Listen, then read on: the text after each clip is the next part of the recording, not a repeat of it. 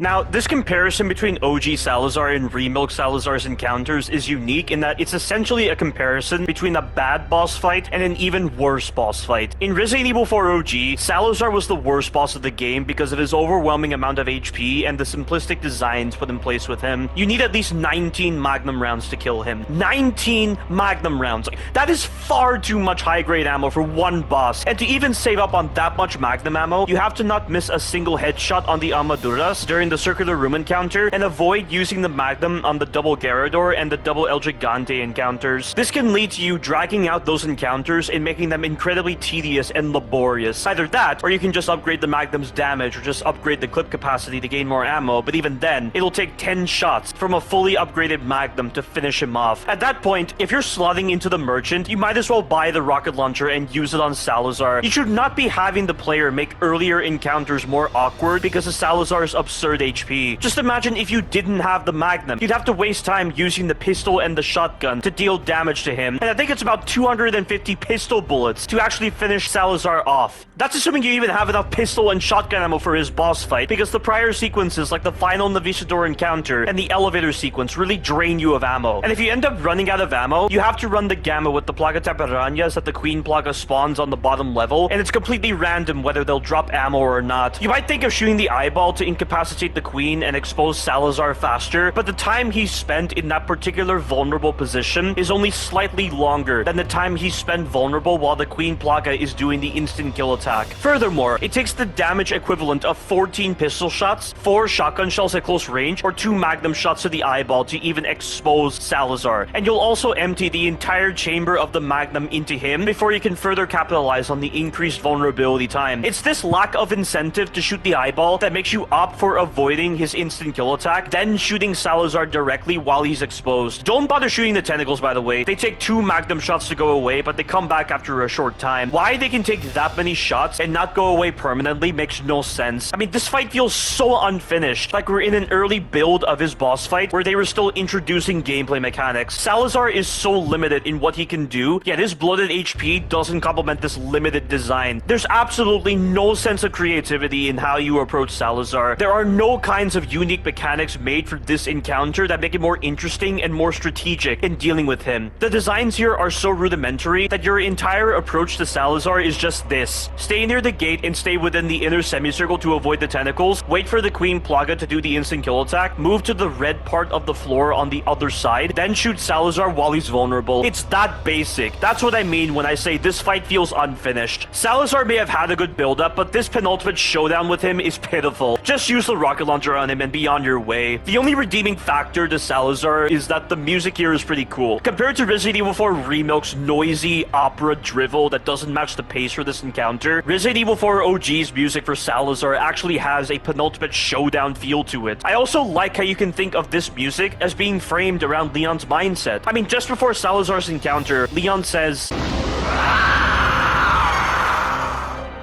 "Monsters. Guess after this, there'll be one less to worry about." Having Leon say that line, followed by this music that feels like it's conveying rage with its impact, key signature, and tone, makes me feel that this music is embodying Leon's hatred for BOWs and the disgust he feels towards Salazar and the Illuminados as he stands headstrong against an adversary that has let himself go so much. I truly feel connected to Leon's mindset when listening to the song. In fact, you could argue that the songs for each of the main members of the Illuminados are all framed around Leon's mindset. Mendez's music represents Leon being disturbed by the first dominant Plaga mutation he's seen. Salazar's music represents Leon being sickened by BOWs and viewing Salazar as pathetic for letting himself go so much. Krauser's music with its cold tone and slow rhythm represents a former friendship now turned into a bitter rivalry, and Sadler's music has more of a penultimate showdown feel to it and how Leon has had enough of this. Resident Evil 4 OG may focus more on continuing the overarching narrative set up in Resident Evil 1 Remilk, but it actually conveys the main character's mindset during these key encounters through the music better than Resident Evil 4 Remilk's music during these key encounters. The music for the key boss fights for Resident Evil 4 Remilk feels framed around what the bosses are thinking and not what Leon is thinking. Remilk Mendez is a cliched missionary spouting religious garbage, so the music is made more dramatic as a result. Like I said before, while I do like his music, this change in tone makes no sense. Remilk Ramon is someone who favors theatricality even though he's hardly present throughout this entire pre-alpha, so the music has to be obnoxiously operatic chaotic, like G3 Birkin's music from Resident Evil 2 Remilk, and it doesn't even complement the dragged-out pace of this pathetic encounter, or even Ramon's tone of voice. It's why I always turn off the music. The other reason being that I need to hear what he's doing, and the music obstructs Ramon's sound effects. Remilk Krauser is a cliched rambling man-child who screams a lot, so when you get to his mutated phase, his music is a loud, dramatic reimagining of the original theme that, just like Remilk Ramon, doesn't match how tedious his encounter is. This is yet another theme that I turn off to actually hear what Krauser's doing. And finally, Remilk Sadler is another lunatic with a god complex, so his music has to use more instrumentation specific to religious ceremonies and a lot of singing. Once again, this music doesn't match how tedious his encounter is, and I always turn it off because it's so annoying. It's so blatantly noticeable, this change in mentalities with the music. It's very bizarre, and I'm not sure what new Capcom's justification for this is, when this entire pre-alpha is supposedly meant to focus more on Leon. But this concludes OG Salazar's boss fight. In Resident Evil 4 Remilk, Ramon is a very bonkers boss that is worse than the original version, with some very awkward programming to the point where it comes across as unfinished in certain parts. And when I say unfinished in the context of Resident Evil 4 Remilk's version, I mean that they didn't test the mechanics to make sure they worked as intended for this encounter. You need a lot of technical knowledge to deal with him normally, primarily when it comes to noticing the slightest differences in your positioning and how it affects Ramon's behavior. To talk about this awkward programming, for one thing, his pathfinding is atrocious. A lot of the times he'll move away from you before coming to get you. There are also moments where he'll take the long way to get to you, or he'll move back and forth for no reason. His attack logic is also badly programmed, as he can roost on top of you and do one of his long-range acid attacks, so there can be moments where he'll jump right on top of you, then fire his vertical acid attack, making it impossible to avoid. He can also do this with the super acid attack. The number of situations I've been put in where he's jumped right on top of me, and I've had no time to put distance between myself and him to avoid that super acid attack is far too many to count, and Leon's sluggish movement doesn't help at all. How does a AAA development team miss this kind of broken behavior? He might as well roost on top of me every single time he goes to do an attack. Let's see how supposedly challenging and balanced this so-called fight is. Whenever he flinches, this can throw off his pattern and make him do attacks early or make him go to the wrong places. He also has the ability to place pustules with his tentacles as he's moving around the environment. And let me tell you guys, the way he places pustules doesn't make any sense at all. He can place pustules underneath him, he can place them behind him, he can place them at a distance. Like, it just looks wrong and doesn't make any logical sense. You can even get moments where the pustules will be floating in the air because the developers didn't fine-tune the placement of these pustules in the environment. There are so many moments where it feels like the pustules come out of nowhere whenever you're trying to get away from certain attacks. He can also hit you through certain geometry using his acid attacks, slam attack, and instant kill attack. The vertical acid attack that he does also has this issue where the acid gets displaced from its initial position for a second when he's in certain spots, so he's able to hit in front of him for a bit before the move resumes as normal. That attack also becomes so much faster after phase 1 that you have to know he's doing the move well before he even starts the move. You can't just rely upon simple reaction. Leon's movement is far too sluggish. They couldn't even design the speed of the move in relation to Leon's sluggish movement. This is the kind of stupidity I would expect from fans modding the pre-alpha, as fans don't exactly consider the nuances to programming. The culmination of all these factors, plus his large amount of HP, force you to stay on one part of the arena and avoid his attacks accordingly, while hoping he doesn't screw you with bullcrap. As much as I have gotten to the point where I understand how to deal with Ramon normally, there's just no point. I'm not paying respect to an unfinished and laughable reimagining of Ramon. And the developers obviously agree with me. They knew this was not well designed and that they did a crap job with designing this encounter, so they put in the golden egg cheese where 2 golden eggs can kill Ramon in under 10 seconds. They used an Easter egg like that to bypass the need to fine-tune and polish this encounter. That's how you know how lazy and incompetent the developers are. If they need to go out of their way to hide their poor designs like this, they might as well have not made Ramon a boss fight. And then you have dumbasses telling me that because you can use the golden eggs to get rid of Salazar, it's not a badly designed encounter. So in their minds, hiding the poor designs behind that kind of cheese excludes the poor designs entirely. That has to be one of the most retarded statements I have ever heard. I cannot believe they would consider this serviceable for a functional experience. Too much HP, too many bad hitboxes, hitting you through the geometry, poor pathfinding, etc. A 2-year-old could have designed a better encounter than this. The entire boss experience in this pre-alpha has been a cadre of bad bosses. This pre-alpha has the worst bosses I have ever seen in the entire Resident Evil series, with only Torres Mendez being the most decent boss in this title. There are no redeeming qualities to the other bosses, but I'm not going to waste time talking about how to deal with Ramon normally in this retrospective. I'll just reserve that for a separate video if I so choose. What's the point of going over his moves when the developers clearly want you to use the golden eggs to bypass this brain-dead encounter? There aren't even any quotes worth going into with Ramon, as it's all just prattle and nothing else. Not even the line where Ramon talks about his father and his adoration of worms is meaningful, because this line makes no sense in its interpretation. It makes it seem like Ramon is treating the plagas differently to worms with the way this is written. The only exchange I do like is the reimagining of Ramon's first-class script exchange with Leon from Resident Evil 4 OG. Compared to the OG, I actually prefer this reimagining of the first-class script exchange because of the context it's used in, the tone and rhythm of Ramon and Leon's voices, and Ramon's mutated voice elevating this exchange further. But aside from that, there's no point in wasting any time further on this badly conceived encounter that represents one of the worst bosses ever made in the entire Resident Evil series, and a very poor reimagining of a bad boss from an original game. Let's just move on from this travesty. After doing this unfinished, badly conceived, brain-dead, and laughable encounter that tries to pass off as an acceptable boss fight in a plaga-based Resident Evil title, we make it down the elevator, see Krauser taking Ashley on a boat, get past some armaduras, grab the housekeeper's memo, and find another boat. You have to wonder why Krauser doesn't disable this second boat in the event that Leon survived Ramon. He clearly was looking at Leon going down the elevator. He must have had some notion that Leon was going to survive, so why didn't he disable this boat? The only thing I can think of is that he wants Leon to come so that he can personally finish him off in those ruins. But again, what is it that Krauser has against Leon aside from him being a former student? I'll need to talk more about this later on. Leon tries to use the boat but can't find the keys since Ada took them earlier. Ada comes out of the shadows and offers to drive him. Having contacted Leon via radio multiple times and knowing that Krauser has Ashley, Ada knows that Leon will tolerate her presence for the time being in order to save Ashley. This ends chapter 12. As Leon and Ada drive off to the island complex, Leon talks with Ada. This never happened in Resident Evil 4 OG, but you could understand that given that Ada had previously demonstrated her resistance in giving up information to Leon by using that flash grenade tied to her glasses. Resident Evil 4 Remilk, on the other hand, tries to insert pointless dialogue during this little moment. Ada starts the conversation this time, asking if he's got something to say. I'm surprised she would initiate the conversation with Leon at this time when earlier she was like, "You know I don't work and tell," and all this other dumb stuff. Leon then says that he has something to ask her, but he says he doesn't think he'll get a straight answer. His question is based around Raccoon City and how the world supposedly changed after the incident. You try to save one person, 100 others die. I don't think Ada is the right person to be discussing this kind of topic with. Surely he must realize that. And why is he even saying one person? What person did he try to save in Resident Evil 2 Remilk? I'm not counting Claire, given how little they talk and how the screenplay feels framed around Claire not existing in Leon's campaign. The only person Leon ever tried to quote-unquote save was Marvin. Everyone else he encountered, Ben and Kendo, he didn't exactly go out of his way to save them. And with Ada, he was hostile with her the whole time and tried to arrest her after claiming he never trusted her. Yet he clearly demonstrated that he did trust her many times before, so I don't know how they missed this blunder with the writing in Resident Evil 2 Remilk. You then have him seem mournful over Ada supposedly falling to her death, even though it makes no sense. Do you see what I'm getting at here? I fail to see how Leon's statement on trying to save one life and 100 die in the process has any leg to stand on in this Remilk. And again, why talk to Ada of all people about this? What sort of common ground could he possibly find with her to talk about this topic? In Resident Evil Infinite Darkness, Leon talked about Raccoon City with Jason after Jason confides in Leon about a nightmare he constantly had about Panamstan. There's common ground there, and that makes more sense than whatever new Capcom did here with Leon and Ada. Leon then says that he changed too, which is too funny to think about, because either he didn't change whatsoever from Resident Evil 2 Remilk, or he changed for the worse in terms of his personality and his capabilities. And then Ada interjects that he hasn't changed at all. He just thinks he has. Do you really need to remind me of how incompetent Leon is in this Remilk, Ada? Not just with his gameplay, but also with his personality, his logic, his intelligence, his common sense. It's all been completely screwed with this Remilk. Honestly, just watching this entire scene, Leon and Ada may as well be two separate individuals that never met each other. That's how much this so-called substance between them in this Remilk amounts to. It's like they don't know each other. That's how little they say to each other that's actually meaningful. And then comes Leon's ultimate question. The question he wants to ask Ada after 6 years that is actually a question inspired by Luis's last words for some reason is... Have you changed,